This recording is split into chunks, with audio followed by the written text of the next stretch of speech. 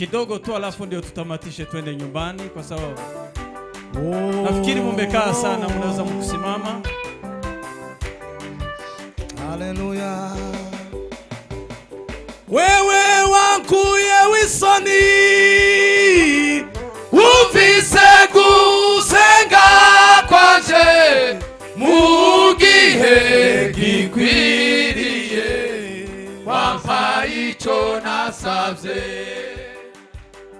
Wewe wankuye wisoni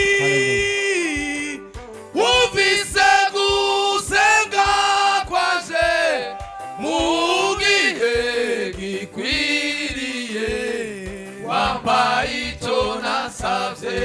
Yes arakora, yes arakora, nukuri arakora, nukutarasubizwa kuza kukumutima Yesu arakora. Yes arakora, yes arakora, nukuri arakora, nukutarasubizwa kuza kukumutima Yesu arakora. Atuinyuma ibihe arutitangiriro nukibihe byahinduka wekibimukoraho Yesu arakora. Atuinyuma ibihe arutitangiriro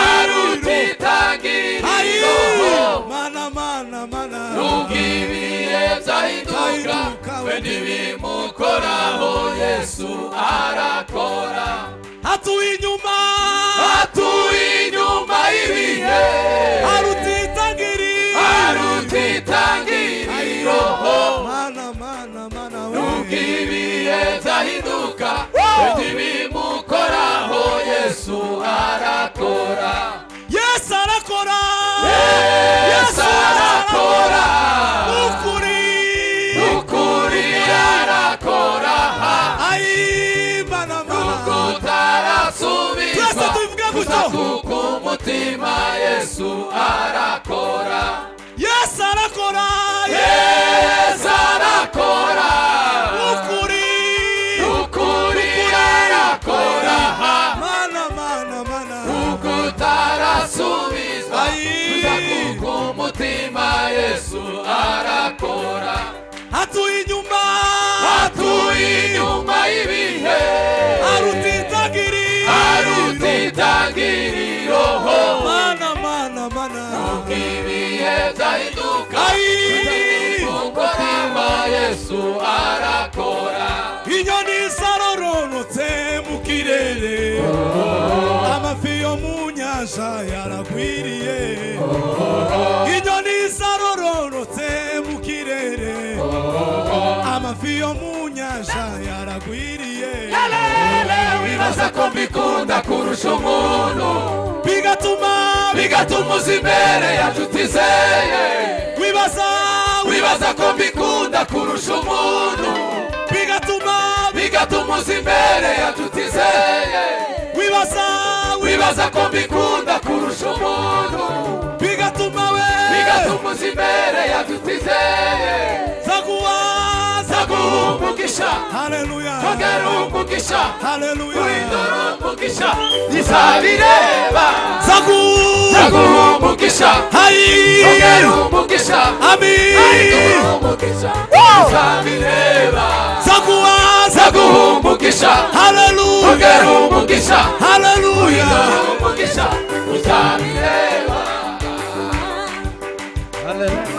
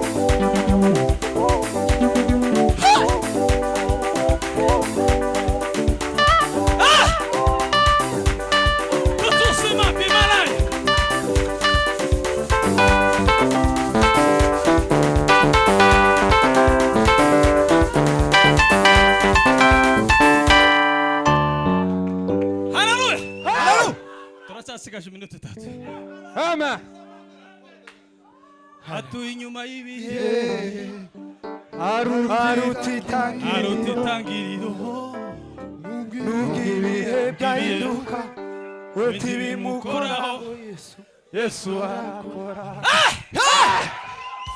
Bwana sifiwe sana. Amina. Duturanga ibindi. Duturangire hahandi. Iyi minute isigaye rero. Bwana sifiwe. Dakika hizi ambazo zinabaki sasa. Tuzamuri Imana icho. Tunyoshe utukufu wa Mungu. Asifiwe. Asifiwe sana. Seko numva igitaramo arico cyaje. Nasikia ibada kabisa imekuja. Kandi mu gitaramo iyo cyamanutse. Tena ibada ikichoremuka. Nico gihe umwanya w'ibyifuzo uzuba. Ndio wakati wa mahitaji unafika. Hari abantu barwaye amaguru bari hano. Kuna watu ambao wanauma miguu. Imana kirangira ngo turatsubira muri ico gisirimbo. Tutarudilia kwa nyimbo hiyo. Ntabwo tubatambutsa hano. Hatutapita hapo. Aho uri gusa. Mahali unaketi. Imana yo mwijuru agukiza. Mungu wa mbinguni atakuponya. Bose aragukiza. Hakika atakuponya. It's Amen.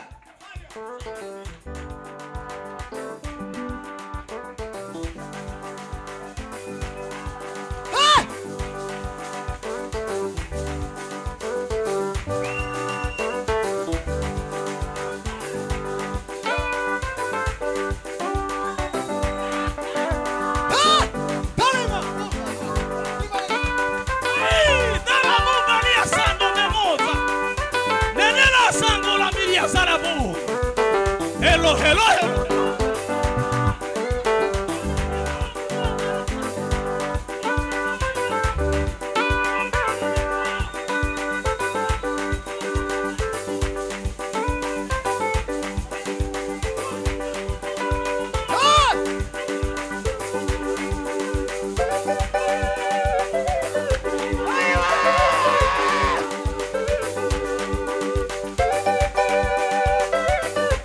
Gisimba izina rya Yesu.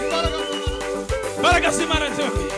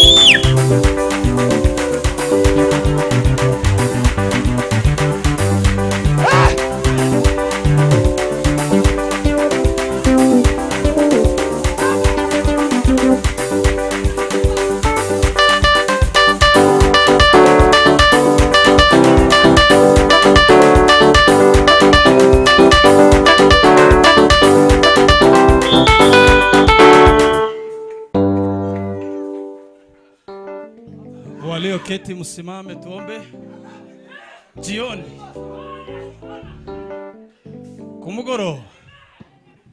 Kumugoroba turakomeza niki gitaramo.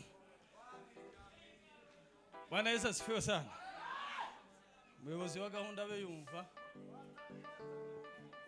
Turagira umwanya uhagije wo guhudumiya dusengera ibyifuzo bitandukanye. Wonyine kubera amasaha turi limited. Mwikubitira amashi. Shangilieni nyote kongamano sote. Nimuhaguruke. Inukeni sote. Muhaguruke mwikubitira amashi kandi. Shangilieni sote tukiinuka. Amen. Amen. Rimwe na rimwe Imana izisakaho itakiri kumwe n'ubwoko bwayo. Masabanyabwoba n'abatizera bagatera umusa. Witinya yewe mwana w'umuntu, Imana ntiziterera ibyago iyo bigeze bimutera gukomeza urugendo. Rimwe na rimwe Imana izisakaho itakiri kumwe n'ubwoko bwayo. Masabanyabwoba n'abatizera bagatera umusaraba mu mugongo. Witinya yewe mwana w'umuntu, Imana ntizitererana abayo. Ibyago iyo bigeze ku mukristo bimutera gukomeza urugendo. Witinya yewe mwana w'umuntu, Imana yacu. Imana ntizitererana abayo.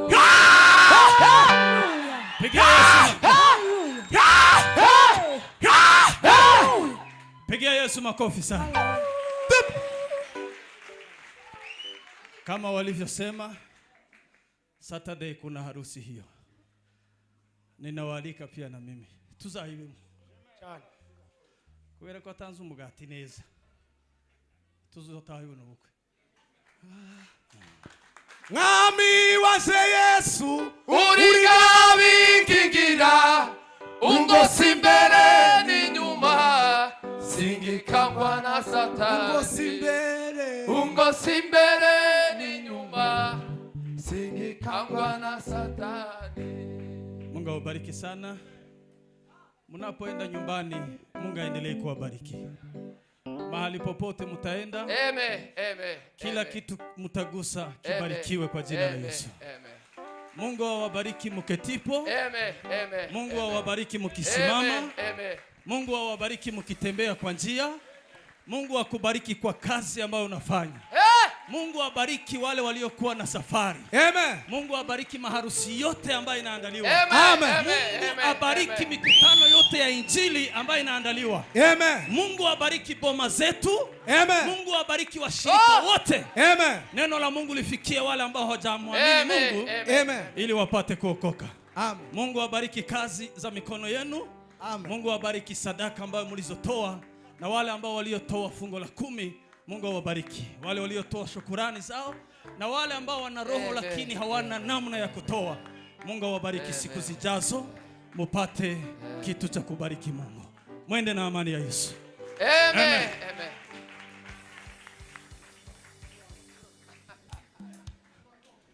Ungosi mbele ni nyuma, singikangwa na Satani. Ungosi mbele